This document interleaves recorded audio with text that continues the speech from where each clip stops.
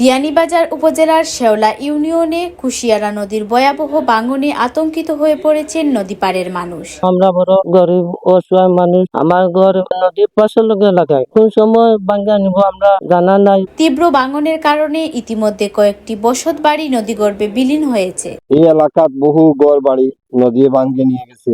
মসজিদ, আমি যে মসজিদে ইমামতি করতাম ওই মসজিদটা পর্যন্ত নদীর ভাঙ্গে নিয়ে গেছে। বহু মানুষ রাত্রে ঘুমাইছে, গভীর রাত্রে নদী ভাঙ্গনে বিলীন হয়ে যাচ্ছে, হাতিয়া এই নদী থেকে উঠতেছে। এইরকম বহু ঘটনা আমরা দেখতে দেখতে আমাদের মন এত দুর্বল যে কখন আমাদের নদী আমাদের ঘর বাড়ি নিয়ে যায়। স্থানীয়দের আশঙ্কা, দ্রুত ব্যবস্থা না নিলে আরো বহু ঘরবাড়ি ও ফসলি জমি নদীতে তলিয়ে যেতে পারে। কুশিয়ারা নদী একবারে ভাঙ্গনের স্থান, যে স্থানে আমি দাঁড়িয়ে আছি সেই স্থানটা আমার অনুমান অনুপাতে আজকে বা কালকে যদি বৃষ্টি দেয় এই স্থানটাও নদীর যাইব, এমন একটা স্থান আমি দিয়ে আছি। এবং এই পার্শ্ববর্তী যেটা বাড়িঘর নেওয়ালা আছেন, নেওয়ালা আছেন, এরা খুব ঝুঁকিপূর্ণ অবস্থায় আছেন।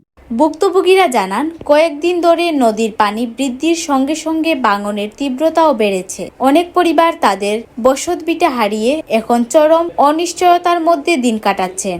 ভাঙন আতঙ্কে অনেকে ঘরবাড়ি ও প্রয়োজনীয় আসবাবপত্র নিরাপদ স্থানে সরিয়ে নিচ্ছেন। স্থানীয় বাসিন্দাদের অভিযোগ, প্রতিবছর নদী ভাঙনে ক্ষতিগ্রস্ত হলেও স্থায়ী প্রতিরোধে কার্যকর কোনো উদ্যোগ নেওয়া হয় না। আমরা ঊর্ধ্বতন কর্তৃপক্ষ যারা রয়েছেন এখানে অনেক নেতাকর্মী অনেকবার এসেছেন, অনেকবার প্রতিবেদন দিয়েছে। প্রতিবেদন দিতে দিতে দিতে দিতে আমরা ফেড আপ হয়ে গেছি, আর প্রতিবেদন দিতে ভালো লাগে না। কয়েকবার এসে দেখে গেছেন, বিগত সরকার আমলে অনেক নেতাকর্মী আমাদের এলাকা পরিদর্শন করেছেন। কিছুদিন আগে নির্বাচনে, কিছুদিন আগে বর্তমান আমাদের Sylhet federation MP advocate Imran Ahmed Chowdhury সাহেব আমাদের ঠিক আমি যে জায়গায় দাঁড়িয়ে আছি এই জায়গায় এসে উনি পরিদর্শন করে গেছেন, কিন্তু সেই কোনো লাভ নাই। বারবার যে আমাদেরকে যে ধোঁকা দেওয়া হচ্ছে, মিথ্যা আশ্বাস দেওয়া হচ্ছে, শুধু কাজ হবে দিব এইসব করতে করতে আমরা একসময় নদীতেই ভেসে চলে যাবো। এমত অবস্থায় যদি নদীর কোরাল ঘাস আমাদেরকে পিছু নেয় তাহলে আমাদের কুনাশালেশ্বর গ্রামটাই একদিন নদী গর্ভে বিলীন হয়ে যাবে। কুনাশালেশ্বর গ্রাম বলতে কোনো মানচিত্রে বা মৌজায় কোনো ম্যাপই থাকবে না। তাদের দাবি, দ্রুত জিও ব্যাগ ফেলা ও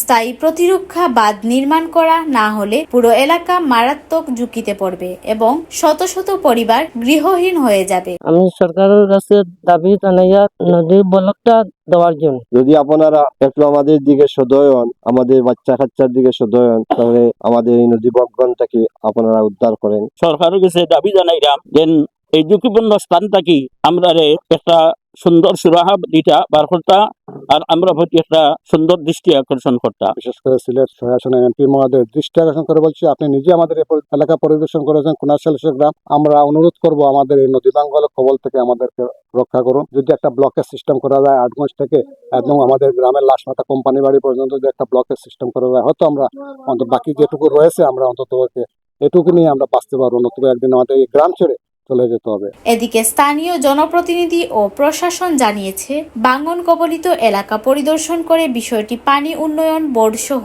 সংশ্লিষ্ট কর্তৃপক্ষকে জানানো হয়েছে। জনবসতি ও ফসলি জমি রক্ষায় জরুরি ভিত্তিতে অস্থায়ী প্রতিরক্ষামূলক কাজ শুরু করার চেষ্টা চলছে। শেওলা ইউনিয়নের সর্বস্তরের জনগণ নদী ভাঙনে ক্ষতিগ্রস্ত পরিবারগুলোকে রক্ষায় সরকারের দ্রুত ও কার্যকর হস্তক্ষেপ কামনা করছেন।